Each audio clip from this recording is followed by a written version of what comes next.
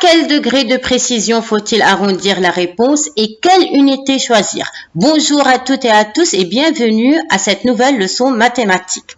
Souvent dans un problème, quand vous voulez répondre à une question posée, vous vous demandez à quel degré de précision allons-nous arrondir la réponse? À l'unité près, au millième près, et quelle unité choisir pour cette longueur? Le kilomètre, le mètre ou le centimètre? Existe-t-il une règle générale? Eh bien non, tout cela dépend de la situation étudiée.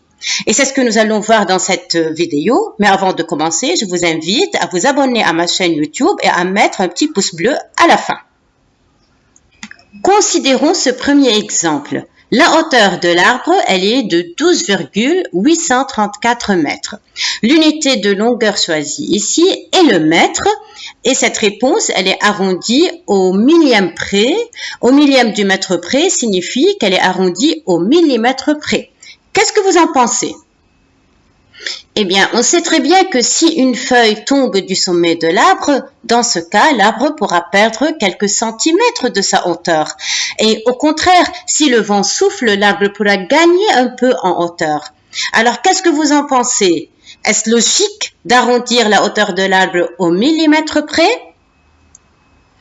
Eh bien non.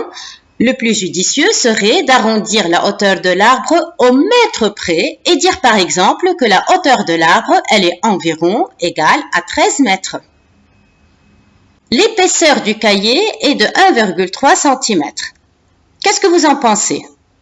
La réponse, elle est donnée en centimètres, elle est arrondie au dixième près, ça veut dire au dixième du centimètre près, elle est arrondie au millimètre près. Est-ce logique d'arrondir l'épaisseur du cahier au millimètre près? Eh bien oui, puisque l'épaisseur d'un cahier, normalement, elle est de l'ordre des centimètres, avec quelques millimètres en plus et quelques millimètres en moins. Donc oui, il est bien logique d'arrondir l'épaisseur du cahier au millimètre près, en l'exprimant bien sûr en centimètres. J'habite à 0,4 km de l'école. La réponse, elle est exprimée en kilomètres, arrondie au dixième près, ça veut dire à la centaine de mètres près. Autrement dit, j'habite à 400 mètres de l'école. Est-ce logique d'arrondir cette réponse à la centaine de mètres près? Eh bien oui, je n'habite pas loin, j'habite à moins d'un kilomètre. L'arrondir à la centaine de mètres près, c'est bien logique. Donc oui, c'est bien logique de dire que j'habite à 0,4 km de l'école. La réponse pourra être même exprimée sous la forme suivante, j'habite à 400 mètres de l'école. La distance du Caire à Sharm el-Sheikh est de 504 km. Qu'est-ce que vous pensez de cette unité choisie et qu'est-ce que vous pensez de arrondi 504 km? Est-ce logique ou pas logique? C'est une très très grande distance. On n'est plus en train de parler d'une distance entre deux villes voisines. On n'est pas en train de parler de la longueur d'une rue. Donc il est bien normal d'arrondir ou bien d'avoir la réponse en kilomètres et non pas en mètres. Elle est arrondie au kilomètre près. On peut accepter cette réponse. On peut aussi arrondir à la dizaine de kilomètres près et dire par exemple que la distance du Caire à Sharm el-Sheikh est de 500 km puisque à l'intérieur du Caire ça dépend de quel est notre point de départ d'une ville à une autre ou bien d'un quartier à un autre à l'intérieur du Caire, il peut y avoir déjà quelques kilomètres de distance. Donc on peut dire que la distance du Caire à Sharm el-Sheikh, elle est plutôt environ 500 km. Donc ici, on a arrondi à la dizaine de kilomètres près, contrairement aux exemples précédents.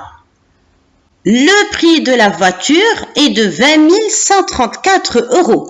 Que pensez-vous de ce prix affiché? Il est arrondi à l'euro près, mais il est de l'ordre des dizaines de milliers d'euros. Faut-il donc garder cette précision de 34 € à la fin?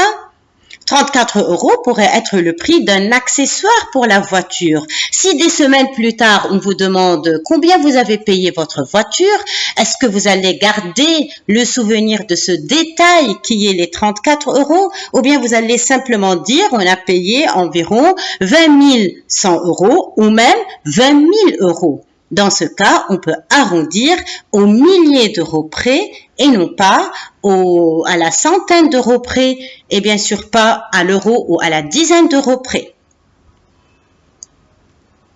En 2021, la population mondiale est de 7,908,833,786 individus. Que pensez-vous de ce chiffre-là qui est arrondi à l'individu près? Est-ce logique d'arrondir la population mondiale à l'individu près? Pour répondre à cette question, je vous invite à visiter avec moi ce site qui va pouvoir nous donner à l'instant même le nombre des individus sur la Terre. Sur ce site, on peut bien voir à quelle vitesse le nombre d'individus sur la planète est en train de changer. En quelques secondes, ce nombre peut augmenter d'une dizaine d'individus, ce qui signifie que si on est en train de faire une affirmation sur le nombre d'individus en 2021, ce n'est pas bien sûr un arrondissant ni à l'individu, ni à la dizaine, ni même aux milliers d'individus près. Quel sera, à votre avis, le degré de précision? D'après ce qu'on vient de voir, eh bien, on peut dire que pour estimer la population mondiale en 2021, il serait plus intelligent de dire qu'elle est de 7,9 milliards d'individus. Et pour finir, je vous donne ce qu'on peut trouver sur Internet sur la distance entre New York et Paris. La distance, elle est affichée ici en kilomètres, 5838,89 km. Et je vous laisse dans les commentaires me répondre quel doit être le degré de précision de la distance New York-Paris. Je vous remercie d'avoir suivi cette vidéo et je vous donne rendez-vous avec une nouvelle notion. Ciao, ciao!